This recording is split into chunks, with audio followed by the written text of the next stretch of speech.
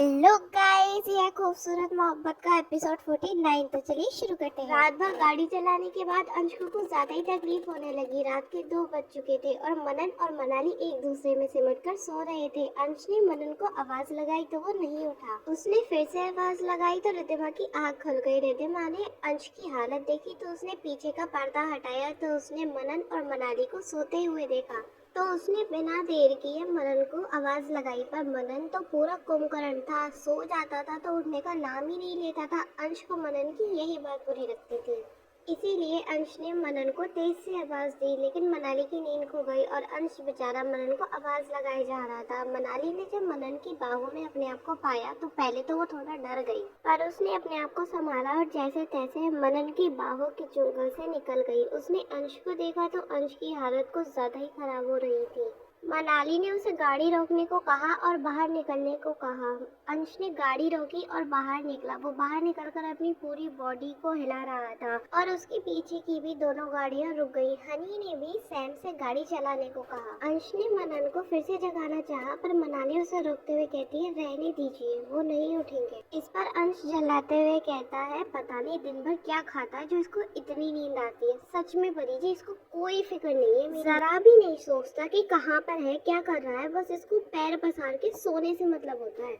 तंग आ गया हूँ मैं इसकी नींद से। अब तो मुझे आज सुबह के जैसे इसके ऊपर पानी डाल के इसको जगाना होगा। आप रुको, मैं इसे अभी जगाता हूँ। मनाली उसे रोकते हुए कहती है, अरे रहने दीजिए अंश, अभी वो गहरी नींद में है, अभी उन्हें जगाना ठीक नहीं होगा। आप पीछे बैठिए और आराम कीजिए। रिद्धिमा भी आधी अधूरी नींद में कहती है कि पर गाड़ी कौन चलाएगा फिर। मनाली कहती है कि मैं चलाऊंगी गाड़ी। अंश आंखें बड़ी करते हुए कहता है, क्या आपको गाड़ी चलानी आती है? पर कैसे और कब सीखा आपने ये सब? मनाली गाड़ी का दरवाजा खोलते हुए कहती है, ये सब मैं गाड़ी में बैठे बैठे भी बता सकती हूँ। आप पहले आराम से पीछे बैठिए और रिलैक्स कीजिए, ठीक है? इतना कहकर मनाली गाड़ी में बैठती है और अंश भी पीछे मनन के साथ बैठ जाता है। रिद्धिमा भी कंफ्यूज होकर मनाली के साथ बैठ जाती है और फिर से गाड़ी अपने अपने सफर के लिए शुरू करती है।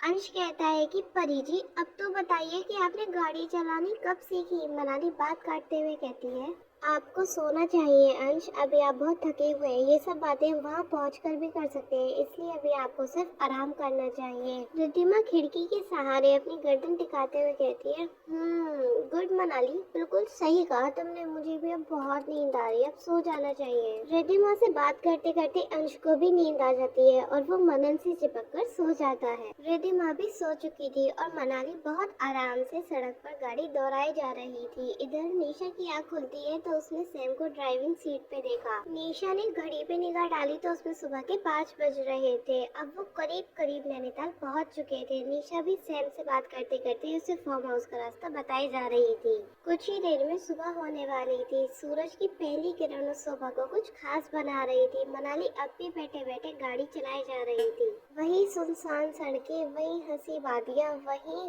अच्छा मौसम। वो ये सब देखकर अपना दिल बहलाए जा रही थी और सोच रही थी कि सब कुछ वैसा ही है जैसा वो 2 साल पहले छोड़कर गई थी। पर तब से तो उसका नाता ही टूट गया था इस शहर से। वो अलग शहर में बस गई। उसका बचपन, उसका स्कूल, उसका कॉलेज, उसकी सारी यादें इसी शहर में। और अभी सारी यादें उसके दिमाग में किसी फिल्म के ट्रेलर की तरह घूम रही थी। चाहे वो दिन, वो दर्द, वो कितना ही भुलाने की कोशिश क्यों न करे, पर उससे उसका अस्तित्व वर्तमान में देखा जा सकता था।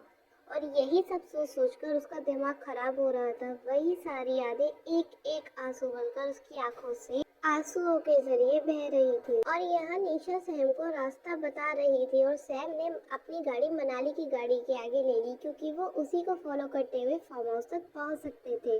और थोड़ी देर बाद वो लोग फार्म हाउस तक पहुँच चुके थे। निशा खुशी के मारे फूल ही नहीं समा रही थी, क्योंकि वो काफी टाइम बाद अपने फार्म हाउस पे आई थी। तब तक सब लोगों की आंखें खुल चुकी थी सिवाय मनन के। वो अब भी गधे घोड़े बेचकर सो रहा था। उसे तो जैसे दुनियादारी की कोई खबर ही नहीं थी। गाड़ी फार्म हाउस की जगह देखकर रुकी और वहाँ पर सिर्फ जंगल ही दिख रहा था। वहाँ पे पार्किंग की जगह थी जहाँ पर गाड़ियाँ पहले से खड़ी थी। उन्होंने अपनी गाड़ी वहाँ लगाई और सब लोग अपना अपना सामान लेकर गाड़ी से उतरे। सुबह के 6:30 बज चुके थे। सब लोगों ने उतर के देखा कि वहाँ सिर्फ जंगल है, कोई फार्म हाउस नहीं। अमर उबासियाँ लेते हुए कहता है, अरे भाई निशा, तुमने तो कहा था कि हम फार्म हाउस में रहेंगे, यहाँ तो सिर्फ जंगल है, हम जंगल में रहने आए हैं क्या? इस पर अंश आंखें बड़ी करते हुए कहता है, निशा जी, आप हम सबको जंगल में रखना चाहती हैं क्या? नहीं नहीं निशा जी, ये तो बहुत गलत है। माना कि आपको इन सब की आदत है, आप खुद जंग। अंश का इतना ही कहना था कि निशा उसे घूरने लगी और अंश आगे कुछ बोल ही नहीं पाया। निशा को ये सुनकर बहुत गुस्सा आने लगा और वो अंश की तरफ इससे पहले बढ़ती, तभी अमर बीच में आता है और वो निशा को रोकते हुए कहता है, अरे निशा,